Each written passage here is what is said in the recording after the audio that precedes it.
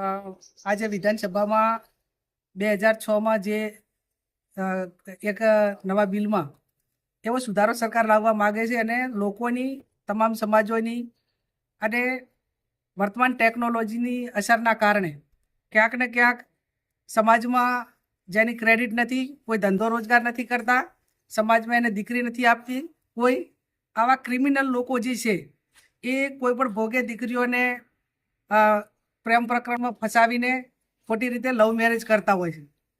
અંતે દીકરીનો એનો અંજામ ખરાબ આવે છે. ઘણી વખત સુસાઇડની ઘટના બને અને એના સિવાય બીજું એના કોઈ પરિચિતમાં ન હોવાના કારણે એ જિંદગીમાં પાછળના સમયમાં ખૂબ દુઃખી થાય છે. અને એટલા માટે તમામ સમાજોનો એક અવાજ હતો કે લવ મેરેજના કાયદામાં સુધારો લાવે. કમસે કમ માતા પિતાની સંમતિ એની અંદર જરૂરી છે. લગ્નની નોંધણી ગામમાં થાય અને સાક્ષી તરીકે પણ એ જ ગામના લોકોને સાક્ષી તરીકે એની અંદર લેવામાં આવે. ભૂતકાળમાં આપણે 5000 વર્ષ પાછળ જઈએ તો રામચંદ્ર ભગવાનનો સ્વયંવર સીતાજીનો રચાણો એ ટાઈમે પણ રામ ખુદ ભગવાન હતા, છતાં પણ એ જનકપુરી ગયા હતા. એટલે દીકરીના ગામની અંદર જ તમામ લગ્નની વિધિ થતી હોય છે. તો ભલે લવ મેરેજ, આપણે લવ મેરેજના વિરોધી નથી. સંમતિવાળા લવ મેરેજ થાય તો એમાં કોઈ પણ ધર્મનો હોય, કોઈ પણ સમાજનો હોય અને સ્કૂલમાં ભણતા હોય કે વેલ સેટ હોય તો એની અંદર કોઈ મા બાપને વાંધો ના હોય કે સમાજને ના હોય.